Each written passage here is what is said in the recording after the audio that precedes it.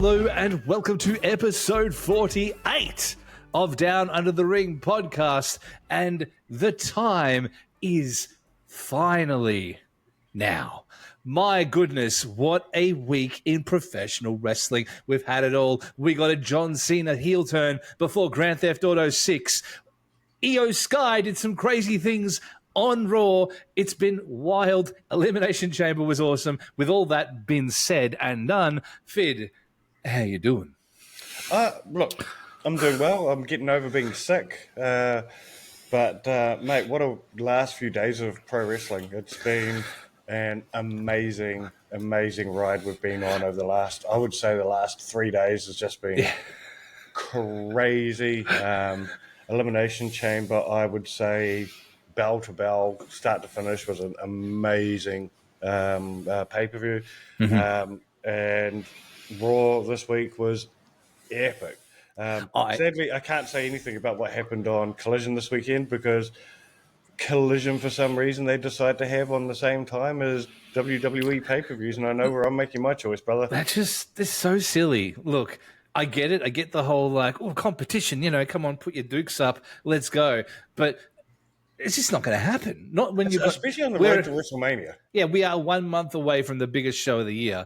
Are you crazy? It's not going to happen. As much as, you're wearing the Grand Slam shirt right now, as awesome a time and how much you put over AEW, last week, for all of the benefits, there's just no way in the world that's going to take precedence over Elimination Chamber. But my gosh, it is crazy, crazy bonkers time right now. Yeah. I was sitting there at the end of the show and I got my phone out and I'm like, about to push tweet, about to say, and exactly what we thought was going to happen because there's no way in the world that John Cena he just got curb stomped in the face. Oh my God. Like that was the progression of the thing because I was like, this is the finish. He's going to get to the ropes. It's going to, get back up. He's going to turn around. He's going to reverse the FU into the GTS, and that's going to be the end of the story. And then out of nowhere, Seth Rollins, that crazy bitch, jumps in, delivers a mighty curb stomp, and then it's over. And all of a sudden, John Cena is going to WrestleMania. And that's a sentence that I would never have thought that I would utter in 2025. Oh, not just 100%. To WrestleMania, but to the main event. So this is the thing about that, and I tweeted this after the pay-per-view, is that main event, the men's Elimination Chamber. I'd actually say the same about the women's, but predominantly the men's Elimination Chamber match. It was one of those times, very rare times, where every time I thought I knew where that match was about to go, it did not. Like, Drew being the first to be eliminated. Oh, my goodness. Mate, he was supposed to win it, according to the internet. Yeah. I feel like Trips has taken it personally. I feel like Paul has said, they call me predictable. Okay. Hey, you like me now, bitch? Yeah, because it has been wild over the past couple of days. Like, completely, Wild West wild. Yeah. Like, for me, Punk being in the finish, yes, I thought for sure Punk was winning. Everything makes sense in that journey. Now, nothing makes sense in that journey because the original plan, the thought was, that we had last week, we said here, was that Punk wins this, that allows Seth and Roman to do their thing. You've got Cody, he goes over, does this with Punk. It all makes sense. And now, none of it does, but that's also okay because I don't think it's so much it doesn't make sense because I think all of this is going to make absolute sense. Yes, but it's more of we didn't see this coming. I think that we learned our lesson from last year. Yeah, I think our lesson last year was it will work. It will work out. It'll be okay. Right now, I'm not scared like I was last year at this point. How are they going to do this? This is crazy. It makes no sense. We've got a few things left in the ether right now. We've got The Rock doing these ones with his throat cut to here. Yep. That's left in the ether. Is there a third man? Who is it? Is it Stone Cold Steve Austin? Who knows? This is the thing is we don't know right now, right? No, we don't. And that's okay too. So we've got that going on. I still think we've got some play, the wriggle room with the whole Paul Heyman thing, because that favor is still coming. It's still looming. It could be Punk. Could you imagine if, after all, this Punk was the third man and it was all planned out? If it wasn't for the promo on Raw, that would have been a possibility. But the promo on Raw was we're gonna get to that promo because there are things I want to say about that. But without diving into the details of the chamber as a beat by beat thing, because I think we'd be here over analyzing beat by beat that entire match, because it was a great match. Yeah, it was an amazing match. The first sign for me, in hindsight, now I'm not going to say that I picked up on this at the time. That would be absolute bullshit. But when you have a look back, the first sign of Cena turning heel was, when have you ever seen Cena take advantage of somebody getting the shit stomped out of them? Yeah. Usually, especially after that whole thing where we had goofy ass Cena throughout, right from the get go. As soon as he came out to go into his pod, we had goofy, happy go lucky Cena. During the match, we had that moment between Cena and Punk, which I will say, amazing. The hug and everything. I missed you too. The hug. The fact that they wanted to have their moment together, and that got ruined by Seth. That was gold. But so he was playing goofy Cena the entire time. Yeah. But that first inkling was when he dragged Punk off those ropes for the pin. Well, not even for the pin. It was for the STF. For the STF. That's not. Yeah, if you look back, that's something that he would normally be like, hey, well, I want to do this in a fair way. For me, it wasn't even the pullback; it was the cinch in, because he didn't do this one for the STF. He went right in, and it was a deep STF. And that's exactly like one of the criticisms that everyone has always said about CM Punk is he can't wrestle. He doesn't look like he wrestles. His moves look like they made out of gummy bears. And I totally understand it, but that was like... Are you talking about Punk or Cena here? Sorry, Cena. Yeah. Words. Because to be honest, the same argument can be made for Punk at times as well. Yeah. Like, he's goofy, right? But I really... when they did lock up and get around it, the STF reversal into the Anaconda Vice, all that stuff was really, really well done. But then when he locks it in, and he really locked it in, I'm like, oh, that's interesting. Yeah. And then all of a sudden, Cena's going to WrestleMania. And then none of it clicked in my head. Then The Rock comes out, he does his thing. Well, no, let's start from the beginning here. Yeah. So we get the chamber getting risen. Punk off screen, by the way, is ready to go back and beat the shit out of Cena by the looks of it. Yeah, he does. He looks very mad. Yeah, there's a video where he's crashing out on the way back to backstage. Look at you, little zoomer, telling everyone crashing out. Yeah.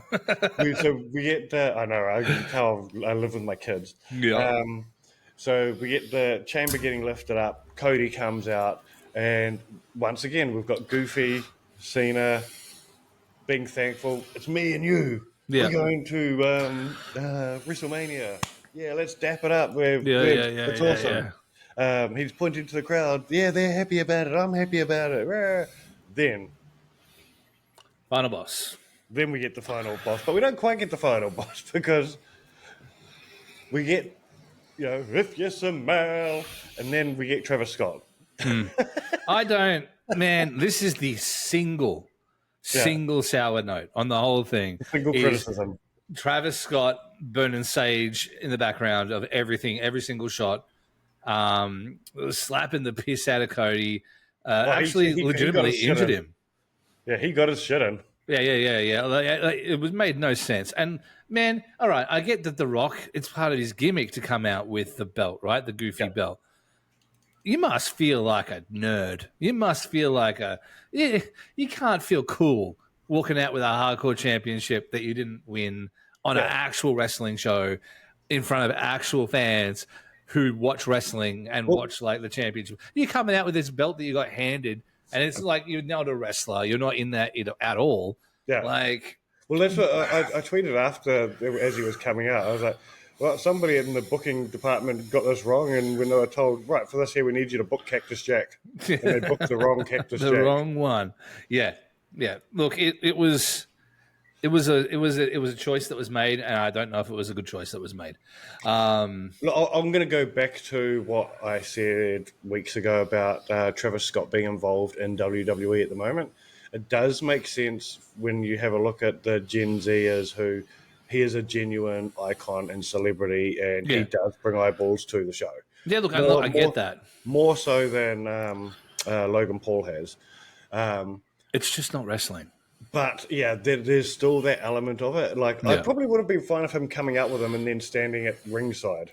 I thought he was going to stand at the entrance, and he was just kind of coming in to that for that pop of like, Travis Scott's doing the WrestleMania music. But then he came out like Dennis Rodman in NWO, like he's about to tag against Jay Leno. Like it was like it was crazy. But then ignore that. Let's just push that out of our brains for a second.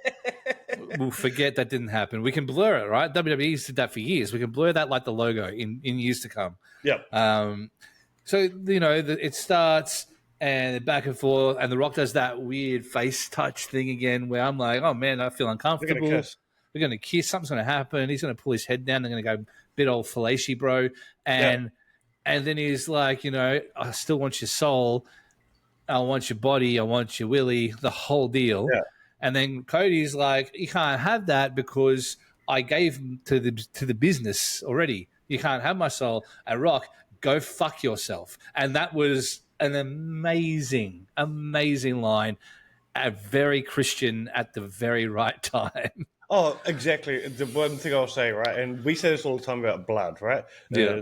Blood is overused in AEW at times. It means nothing. When WWE do it, it means something. Yeah. And I've got to say, it's the same for dropping the F-bombs. Yeah. Right? Yes, they can swear on TV now. Like, they're on Netflix. That's fine. They're paywalled on everything now.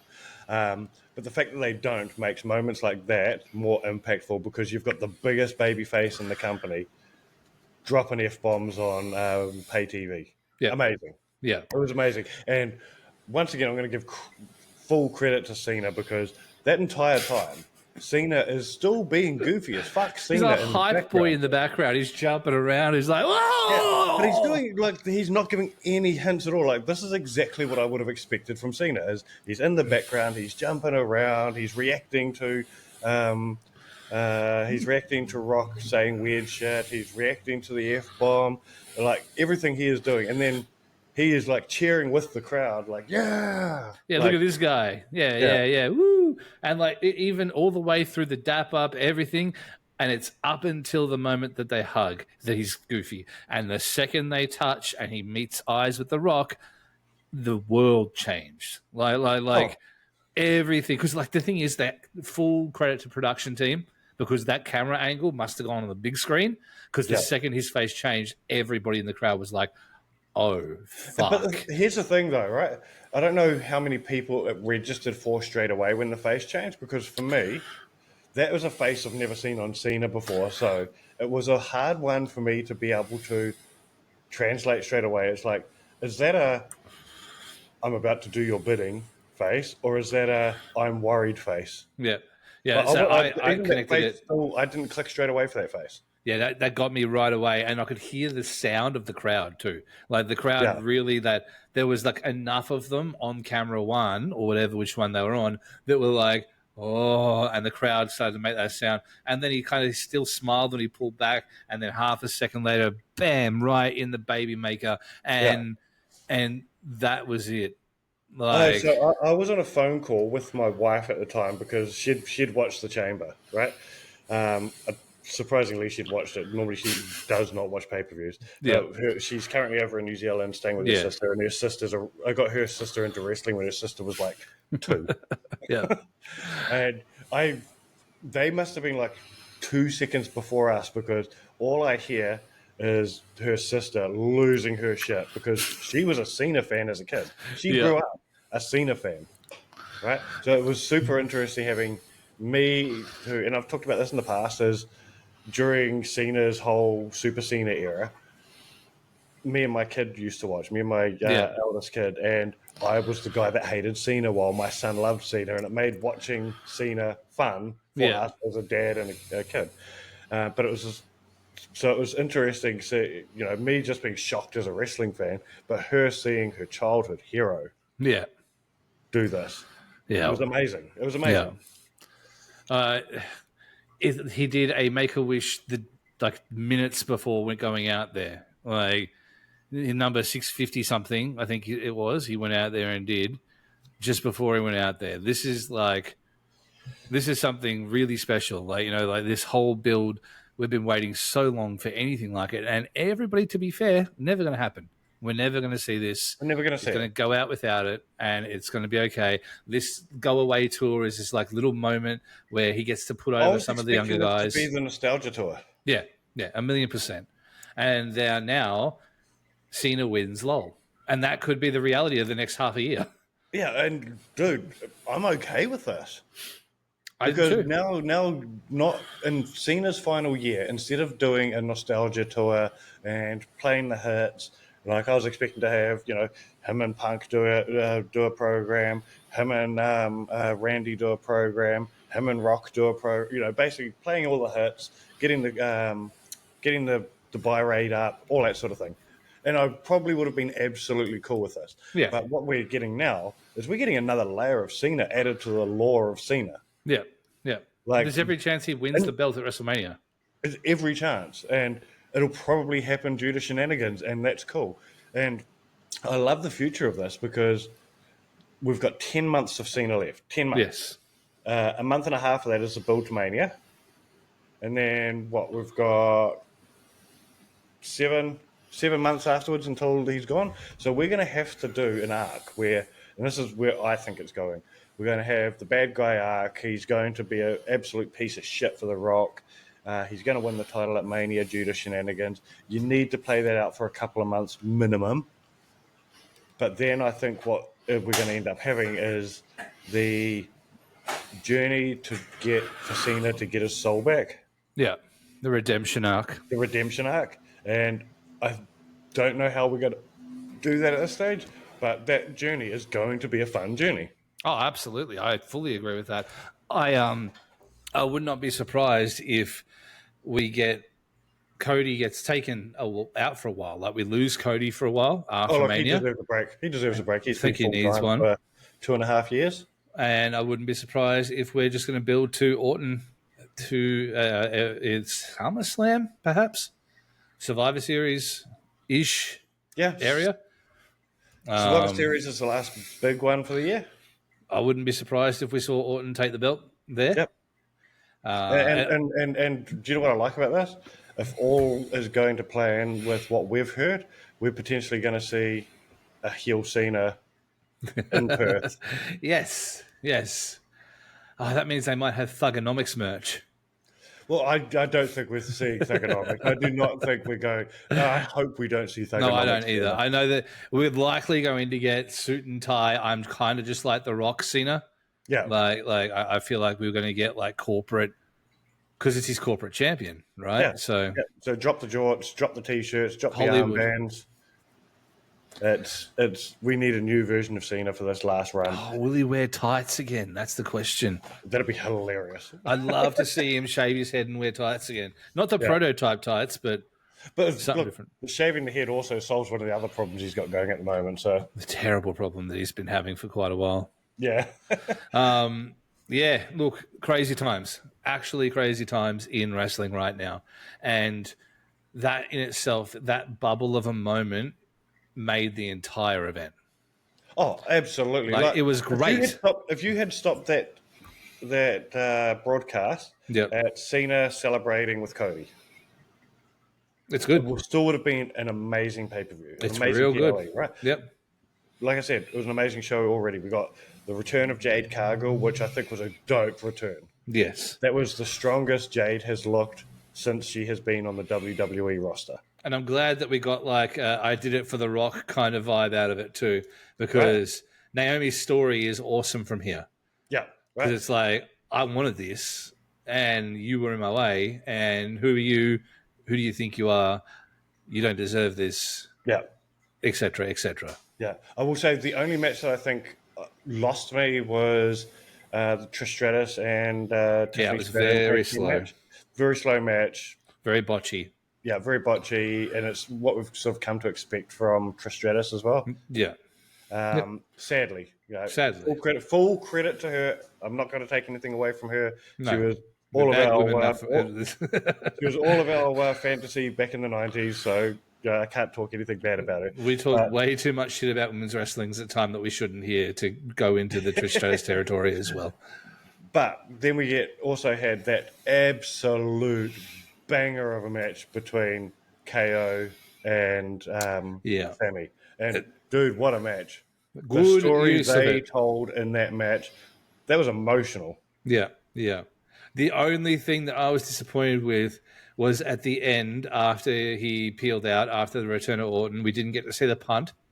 But how good were that supporting crew? Like, they timed that so well. Yeah, yeah, it was excellent. Perfectly done for that. I would have loved to have seen them hold Orton and then KO just be like, give Sammy the package pile driver on the ground anyway, like he was going to, because they're now stuck with him, like, because Sammy kind of, I feel like Sammy kind of like disappeared into the background at the end of that. Yeah, absolutely. He did. Just kind of disappeared. I wouldn't be surprised if we see Sammy disappear into the background anyway after this. We do have this big problem going into Mania where we have so many potential main eventers or potential stars for Mania, and Triple H has a big problem right now where he essentially has to go, who do I write off and explain? Who don't I use?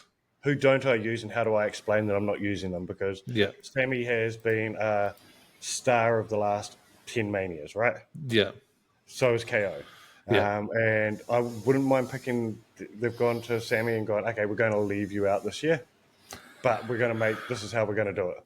Yeah. It's going to be good still. Yeah, we're going to look after you. I'm okay with Randy not getting that punt in, because that's, once again, it's one of those things that we can tease and tease and tease until Mania, and then the payoff's coming at Mania for him. Like it's going to absolutely happen at Mania. Yeah, and that's going to be the big pop moment. Is we haven't seen this move done in so long, and he actually nailed it. Yeah, yeah, and that's going to be like, it might not even be the finish. It might be, okay, so here we go. It might be a good time. It might be a good time to do the thing where Orton does the punt and he goes to pin him and he gets the 2, and then Sammy pulls Orton out. Yeah. It could be the time to do that, we could reunite the best friends as heels. Yeah. Because, KO made a lot of good points. He gets an absolute hiding so bad that it turns him heel. Yep. I mean, KO made good points, and I think Sammy might see that. Yeah, always makes good points. It really does. KO and Drew. Yep. Always justified. Always tell the truth, and they're always justified. Yep. I don't know. From here, I'm really interested to see where all the parts go, because there are so many moving parts, and it's so hard to predict, because the show's already 2 days. We could do another 2, and still not get through every feud. Yeah. We keep talking about who's going to be in the main event, who's going to be we opener. know now. Cena, Cody, main event, night 2, done. Yeah. Right, that's it. So, but then you're like, but does Gunther Jay main event night 1, or do they open the show? Night 1 or night 2? Yeah. We said this last week. Sorry, guys. Yeah. But it's like a lot of the players that we had are now doing different things, Like, what's Punk going to do? I think Punk... in my dream booking, I'm leaving night 1 main event open for whatever Punk ends up doing, because I think we are in a scenario where I think we're going to have a story of Punk and the Tribal Chief, Roman Reigns, but I don't know how we get there, and I don't know what it is, because currently all roads are still leading towards Seth. But in saying that, we're getting Seth next week. Yeah. Right? Seth and Punk next week in the steel cage, which that should be a pay-per-view match, but we're getting it on Raw on Netflix. There should be the blow-off, but I don't know if it will be. Nah. So the question then is the favor Paul Heyman securing the main event for Roman Reigns? And then Punk just happens to be in it. Yeah. You know, like, is the favor something that Paul Heyman comes out on Raw or SmackDown and is like, ladies and gentlemen, my name is Paul Heyman and blah, blah, blah, blah, blah, blah, blah, blah, blah, blah, Roman Reigns. Also, Roman Reigns has run this shop for years. He's always been in the main event of WrestleMania. Last year, we put a contingency in place that even if he wasn't the champion, if he was able to wrestle, he would be in the main event of WrestleMania. And then that's the favor. Yeah. You know, like, because he's like, Roman doesn't have anything to do, but we want him to get paid. So now he needs to have something to do. So I don't care what we have to do. I'm sorry, Jay. I'm sorry, Gunther, but you don't get it because Roman Reigns gets it, you know? Yeah. Like, and that builds for a story later for them getting screwed out of the main event too. Yeah. Yeah. So look, as far as things go, like, to me, that's kind of the only way you can do it. It's weird though, because it's like, is it a main event if there's no belts on the line? I think so. I think you can. I think you can, but we need to build a really compelling story in the next 45 days to get there. And I'm not saying it's impossible. We have seen them pull out miracles, especially last year during WrestleMania season. They did it in 45 days last year. Yeah. But what is that? It's going to have to be a compelling story to be worthy of that main event. I guess I'm saying, can you book a WrestleMania main event without a belt? We did it last year, obviously. Yeah. But there was that's really big stakes, right? Yeah, really big stakes. Yeah. Yeah. I'm just not sure what they are at this point. There's every, Punk could run the gauntlet. That's a possibility. It could be night one. If you win this match, you get to be in the main event at night two, and it becomes two triple threat matches over the weekend. Like, the first triple threat match turns into another one. Yeah. Like, that's possible. I would hate it, I think. I think a lot of purists would hate it as well. But I like the Fatal 4-Way match from WrestleMania 2000, so I'm clearly crazy. Yeah. So when it comes down to it, though, I don't know how we get there. I'm excited to see how we get there and go sort of from there. As far as, like, really crazy, shocking things go, though. Main event today on Raw. With only 45 days until WrestleMania, we've seen a world championship change hands. On a Raw. On a Raw, not on a PLE or any other special event, on a Raw. And it was weird because I was watching, like, the Twitter discourse over the day because I was working, so I wasn't watching directly. And all the way through that match, it was like, I feel like this might be Io's time. I feel like, and it was, everyone was really getting in there. They were saying that, like, the match was sloppy and that it wasn't great and all that kind of stuff. I don't think that we've heard the last of Rhea Ripley in this situation.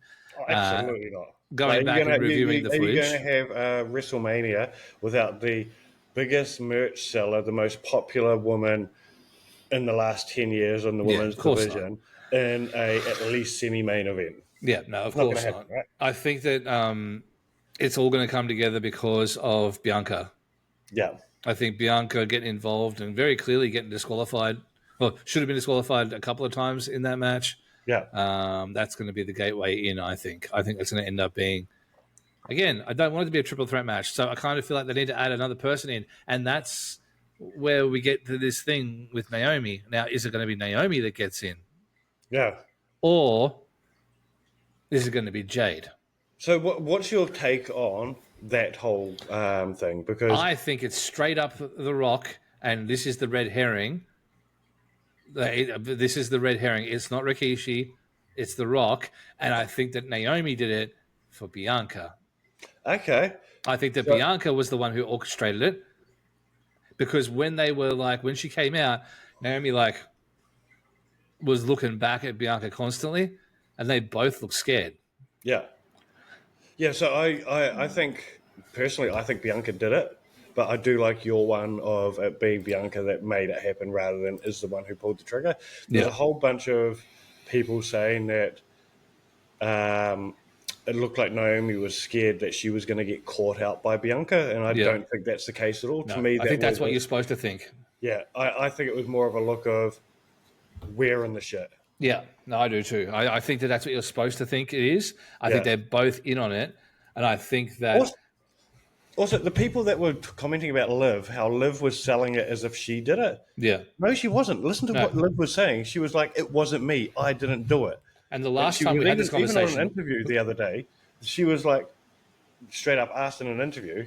I think it might have been on No Contest, on the No Contest podcast, and they were straight. She was straight up asked, "Did you take out Jade?" And she yeah, was like, "Look, let me put it this way: when have I ever not admitted or gloated about what I have done?" yeah, because this happened once before. I forget what the match was or who it was, but there was something where someone got injured or attacked by and people were like, "Oh, it was a Judgment Day," and she was like, "No, we didn't do that," and then it Yeah, ended up not being them again. yeah. Because Like Liv, so, have a look at everything Liv's done. When she took out Rhea, she gloated about it. When she took Dom, she gloated about it. When she yeah, became the member of Judgment Day, she yeah, gloated about it. yeah, Even in the everything, past, before these angles, she's always gloated about all of her shit. yeah, Right? yeah. I totally agree. I don't think that it was anything to do with them. I definitely think it was all. This is all a red herring right now. This is all a ploy because it is going to end up being that it was Bianca. And I feel like it'll be like when you came here, when you started here, I wanted to help you because you're my sister. We're close, all that kind of stuff. But then the WrestleMania season started to come around, Yeah. and I don't want to be a And you were going to tag get in my way. team for this.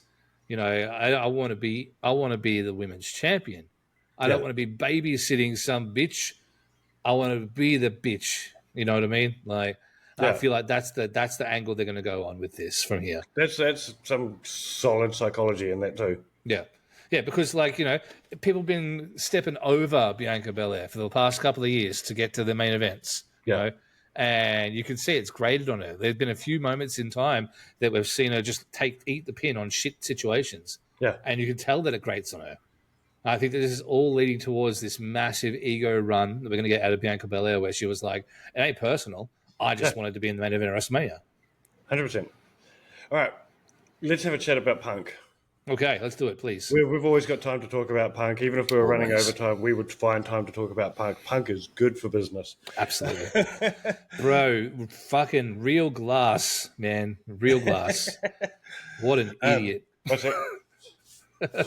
Sorry, Tony. Right,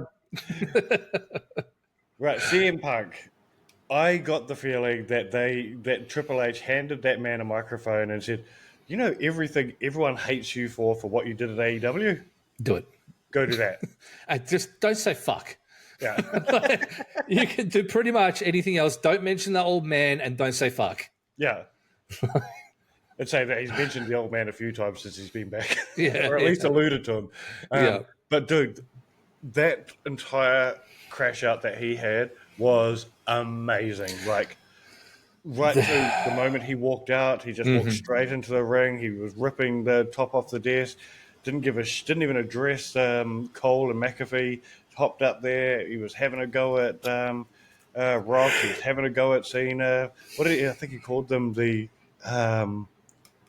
what was that bar he used? We was calling them the bald something around. Oh, yeah. God dang it. It was excellent too. Oh, it's right amazing. there. It's right there on the tip of my tongue.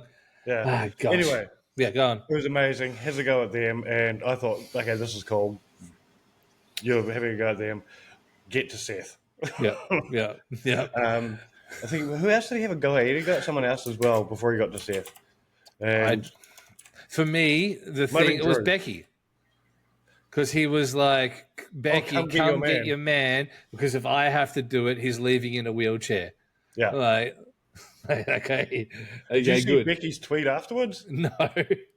Oh, so she deleted it not long afterwards, but she did a tweet basically telling, who's that girl off? Roxanne Perez? Yeah. Telling Roxanne Perez to come get her man. Jeepers. Yeah. Wow. Yeah. It was up for, I think, like about 5 minutes, and she deleted it. Someone obviously went, yeah, you've gone too far with that one. That's a bit far. Yeah. Okay. That's excellent. But then that brawl felt like it was never going to end. No, it did, and like it felt like they went to ad break like 3 times.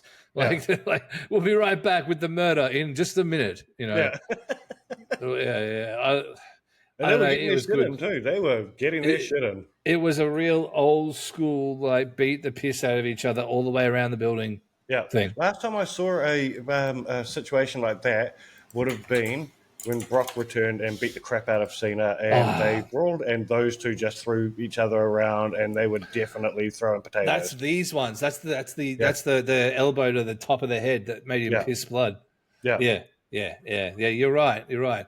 But everything Punk did here was gold. I obviously went back and saw it later, but I was. I'm going to do one of your things. I'm going to plug our friends. I was reading WrestleZone, and during the grading over the course of the show, it's the first time I've ever seen it, but they graded it an A+. Like, it wasn't even a match. No, they graded each segment. Oh, okay. And they were like, this Punk segment, is A+, because everything about it was exactly what needed to happen. Well, look, it hit all the beats that you need a good promo to hit, whether it's a violent one that ends up in a brawl or not, right? So they addressed what happened in the last over the weekend. Yeah. He addressed all of his enemies. It was a full-on address your enemies moment. And then we built to whatever the fuck is happening next between him and Seth. I have no idea. And I didn't expect that to end up being a match on Raw. Yeah. No.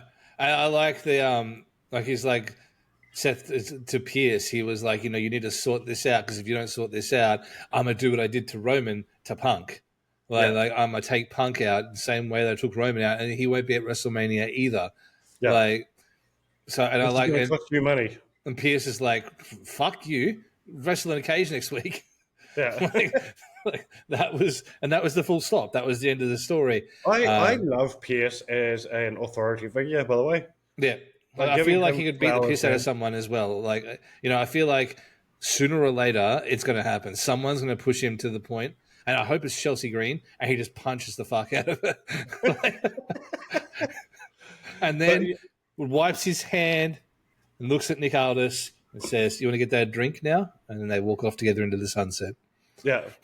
You don't think we're going to get the Nick Aldis match? I would love to see that, but I don't think it's necessary, because they're not. Like, I think, though, for Triple H, being a traditional guy, being NWA champion versus NWA champion. Exactly. I think that's too juicy for him to say no to. I don't think it's a WrestleMania. I don't think it's a Royal Rumble. No. I think it's definitely a mid-year match. It could potentially even be a Saudi match. The only time I see that happening is if the draft returns and it's competitive. Which they have said the draft is returning. Yeah. If it becomes competitive between the two GMs, then yes. Yeah. Like if we get full ECW invasion from Raw to SmackDown vibes, then yes. Like that's the only way I can see it happening. So you need to create a heel. Can we do a completely go off track here? Do it. And let's talk about what I want to see for the draft. Yeah, okay. I want to see, because last year's draft was really surprising because we got a lot of NXT guys come over, right? And I want to see this year less NXT guys, but I do want to see some NXT call-ups. I'd love to see Ricky Starks and Ethan Page get called up. I think Ethan Page needs to come to the main roster eventually. So we've got that, right? Mm-hmm. But I want to see some real surprises where my pick number 2 is Joe Hendry from TNA. Yeah, I was about to say this. I bet you we want to cross the line with the draft. Yeah, and like genuinely surprise people and be like, wait, we're drafting people from other places? Yeah. Like, draft somebody from MLW now that they've got the ID process now. No, I want to. What we need to do is we've got the perfect person to draft. We've got ourselves. He's a third generational, not even third generation, but he's a member of a grand wrestling family. That's right, everybody. It's Elia, the brother of the brother of Elias. Yeah. And we bring him back, and that'd be excellent. And then Joe Hendry could come out as well, and they could be a Guitar Hero stable, and that would make me very happy. And it can coincide with the release of the new Guitar Hero that's coming out. Because they're teasing at the moment. I don't know if you've been watching the 2K teasers. By the way, 2K comes out this week, so It could be so good. Interested to see how many people who's going to be buying that, because I am excited for it. But they're teasing that Joe Hendry may be in it. Yeah, which is When have we crazy. ever seen? We've seen TNA characters as creator parts before in the past, right? Yeah, absolutely. We always used to use them back in the day. Yeah, I remember making Sting when he was with TNA. Yeah. But we've never had a TNA anyone from outside of the WWE sphere come into that roster. I think it's also really likely that we get boys back in for a game as well. Like, I really think we're going to see the Hardys in there. We're going to get a TNA DLC almost for sure. Yeah. Right? A TNA DLC makes sense. It does. It absolutely does. But yeah, I agree. I'd love to see them in the draft. I'd love to see the Hardys in the draft, honestly, too. Because, makes sense. They've already got the merch. They printed WWE licensed merch for the Hardys for their return on NXT. Yep. So they literally have merch again. I would love it's still up on WWEshop.com, which, by the way, if you use the link in the bio, you can get a discount on some amazing WWE merch, including the... I was doing the YouTuber reaction to what you're saying. Including that Hardy Boys merchandise, and your boys at Downunder The Ring here get a kickback. So by using that link in the bio, you do support us here at Downunder The Ring, and we massively appreciate that. And a crisp high five to each and every one of you. Oh, absolutely. Funnily enough, if you use our merch as well, if you get our merch, Downunder The Ring merch, you actually get a personalized video message. Oh, you do actually, yeah. So you do. So the link for that was also in our YouTube bio and all of our other bios, and it's somewhere. And it's all over the place. But yeah, buy our merch. Okay, enough of the shilling, the corporate shilling. The following is brought to you by NordVPN. No, wait, it's not actually. Don't ever use a VPN because that's not what we have. I think that would be excellent. I think having TNA guys come over in the draft makes a lot of sense. It does sort of negate how cool it is that Jordan Grace is just fully rostered up. You know what I mean? Like, it kind of makes that feel a little bit less, because if you can just get in via the draft, why did that not just happen? You know what I mean? Yeah. Well, I think you can make it a story, right? And have it where you've got either Adam Pearce or the other bloke, where one of them has decided to take advantage of the TNA relationship and the other one hasn't even thought about it. Yeah. And he's like, and I think it would be Pearce who wouldn't have thought about it. Yeah. Like, I did too, actually. Wait, we can draft from there? Yeah. Oh, but then that has to work the other way. Imagine that. Excuse me, John Cena. A draft to you. TNA. Absolutely. Draft AJ Styles. Yeah.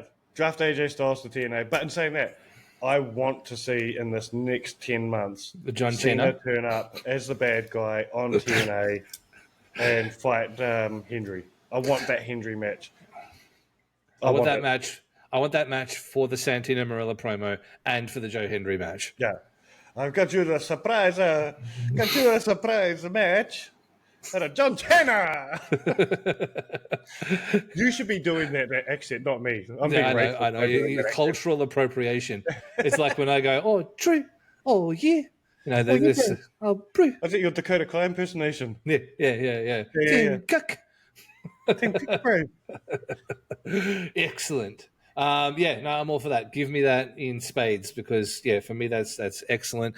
I don't know where we go with anything. I'm really lost right now, like in a good way. But like, what does Dem Dog do now? There has to be something for there because she's like literally lost the belt 45 days before WrestleMania, and she's definitely going to be on the show.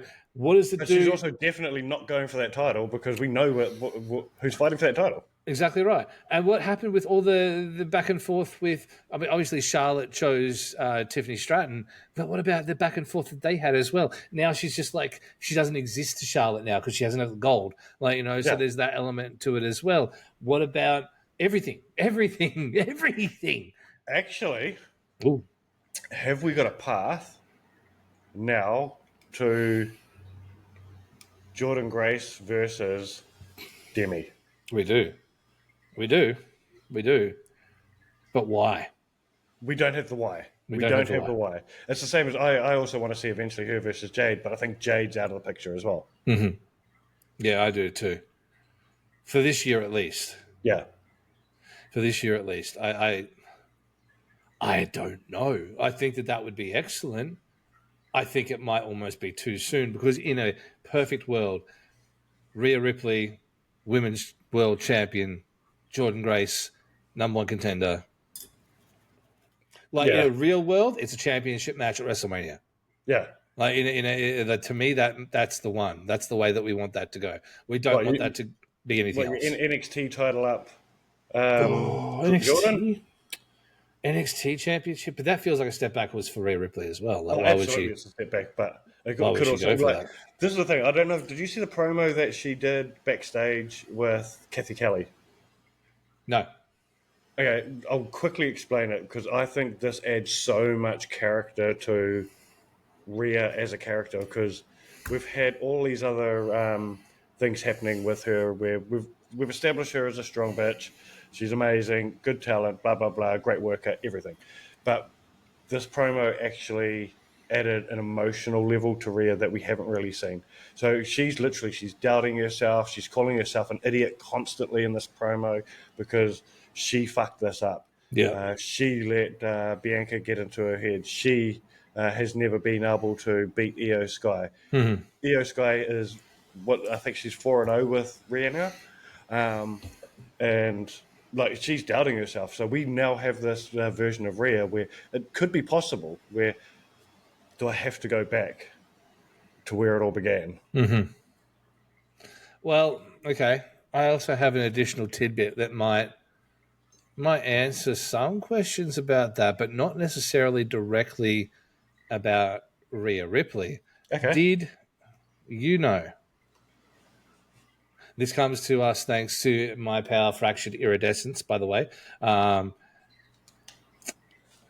After beating Rhea Ripley, Io Sky is the first to be a Grand Slam champion in both Japan and the USA. Wow. The first person. And Yeah. probably won't be replicated again. No. Like Julia, maybe, right? Julia could potentially. Oh, what titles is Julia? I don't know if she held all of them. I don't think she got Grand Slam in Japan. No. So for me, that makes it a big deal. Like that makes it a really big deal. And that's part of the build to WrestleMania now, right? Yeah, it has to be. They have to pull that backstory in. Yeah, absolutely. And then Bianca can call it, and well, I'm the best here, and you're the best there, but you're also the best here now. So it's interesting. Who's the real EST? Yeah, exactly right. That's the thing. What I wouldn't mind seeing is, can you imagine if Jordan was the one who really got in Rhea's face after it? Like even if it happened straight after, but it didn't. But if it happened like backstage afterwards, she's like, "Nice job, dickhead. You lose the belt," etc., etc. Bit of a punch on, whatever it might be. But then the next week, like this week, maybe or something like that, Jordan wins the NXT Championship. Yep. Rhea shows up at TNA because they've wins got the TNA Championship. We do know she's got to take the championship off. They've got to take the championship off Julia because she's injured. Yeah. Rhea Ripley goes to TNA, takes the women's championship from there, and then there's a reason for them to fight. Yeah. You've got the title I had. I've got the title you had. I feel like there needs to be at some point some payoff that isn't just right now. TNA is every photographer at a wrestling show. We can't pay you very much, but you're going to get exposure. Yeah, like because they're not getting anything out of it aside from whatever kickback they're getting out of it. I mean, look, they've started getting a few more stars go the other way. Like we've had the NXT champion Obafemi has been on Impact the last couple of weeks. Okay, but we haven't had big stars. Their best for the NXT best. Yeah. I want to see someone mainline show. I want to see AJ Styles there. That's the main point. And you imagine you put Rhea Ripley over there as well, and you've got two like major stars. They don't have to stay, but just for a run. Go and just do for a a run. quick program. Quick program around WrestleMania season. You can't tell me that wouldn't be awesome. Oh, it would. It would be awesome. And I believe TNA is doing a show WrestleMania week as well in Vegas. So, I mean, I wouldn't want to see them do the match. Like, I'd like to see at WrestleMania if it was going to happen. But, you have the matches at TNA as well and then give them something else on the other side. They wouldn't still have a WrestleMania match. But absolutely. I feel like it could be. I feel like there needs to be a bit more than we're currently giving them, like back and forth. So here's another quick little booking idea I got. You know how we usually have the Andre? Mm-hmm. Do we have the Andre with more than just WWE stars this year? Do we have fun. TNA guys in the Andre? Oh, they could all go for a pointless belt. Yeah. Pointless championship. But that's a big win for TNA. Yeah. Yeah. We can't wait for... Yes, you're on the pre-show, but you're on the pre-show of the biggest wrestling match of all time. Yeah. Yeah. I mean, that is the thing, too. It wouldn't really help a TNA guy to win it, though, right? So... I don't think you'd have them win. No. I don't know. They roll out Omos and he wins it for the third time. Hey, he did really well in Japan. He did do really well in Japan. They loved him over there. I wanted to see Obafemi on the main roster. Yeah. He's amazing because he's an amazing performer, but he's a talker too. He's ready. Yeah. He's super duper ready at this point. Omos, I can see Omos come back. I could see some pairings there. That would be all right. I wouldn't mind seeing Omos spend some time at NXT, to be honest. I wouldn't mind seeing him spend some time at TNA. That would work out as well. I would like to see. See, this is the thing: is we're really starting to head with the New Day into a space of it's like getting pretty rough out there. We're almost getting into that like Nation vibe. Yeah, you could easily see that as well. It kind of feels too Hurt Syndicate in a lot of ways, though. If you add more people to them in what they're doing, I want to see some tour de force coming. You know what I mean? I'm looking forward to seeing Jade in a one-on-one match now that she's back, because she has spent a lot of time at the Performance Center over the last few months. So, we saw just in the way she delivered herself in that return. Mm-hmm. It actually gets me excited to say, okay, maybe that time that you've been away. I know she was away for injury at first, but the time she's had away and at the Performance Center, she's clearly been spending some time with someone about how to carry herself better. I dead ass think she still needs to do a choke slam as a finisher, though. Like, I hate the Glamazon slam as her finisher. Yeah. Because there was a bunch of people who did it, like, when she came in. A couple of other wrestlers were doing it as well. She needs a better finisher. That's my only complaint at this point. Only notes right now. Yeah. And if she's improved tremendously, awesome, because that's what we really want to see. Absolutely. But yeah, no, I think that overall, it's just in a good place.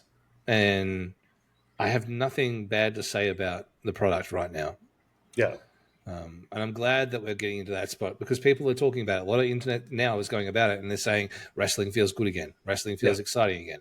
It is. We've how long have we been doing this podcast now for? It's over 2 years. Yeah. Somehow we haven't done. This is going to be our third Mania. We haven't done 52 episodes yet, but we've done it for more than a year. Yeah. So, but and I think almost the entire time we've been doing this show, we've been in a really good space with wrestling, where it's been unpredictable, exciting. We've had great Manias, the last three Manias. The one before the last one, we had one good day of a good Mania. But last year was excellent. Last year was excellent, So it's an exciting time. It is. And look, I think that that's probably a good place to kick off. I feel like we've had our little crash out moment. We spoke about all the stuff that we need to speak about. I don't like, again, short recap notes. Travis Scott, please go away. Don't hit Cody in the face so bad that you burst his eardrum, apparently, according to notes. And really? Apparently he burst his eardrum with that slap. That was a rough hit. Yeah, it was a rough hit. yeah, other than that, it's exciting, and I'm excited for it, and I hope you guys are as well. But I think that's it, right? Unless you have anything else that you'd like to get on. No. I think that's just about it for this week. Like I said, exciting. We're definitely on the road to WrestleMania now. We've got nothing but exciting stuff happening in the sphere of pro wrestling. Yeah. I'm looking forward to Dynamite this week because I have this strong feeling in my bones that it's one of those weeks in WWE where AEW has to do something. Yeah, have to fire back. To fire back this week. So I'm going to tune into Dynamite to see how they return fire. Yep. And hopefully, because they're in the build-up at the moment to PLE as well. So yeah. All right. Well, that's good. Hey, where's my camera? There. Hi. Thank you so much for listening, for watching, or one of those incredible people that does both and does a bit of a watch listen. Thank you for being here. Thank you so much for all of those things. And hey, we'll see you next week. And as always, we'll see you where we'll see you. This is the worst outro ever. Is Down Under the Ring.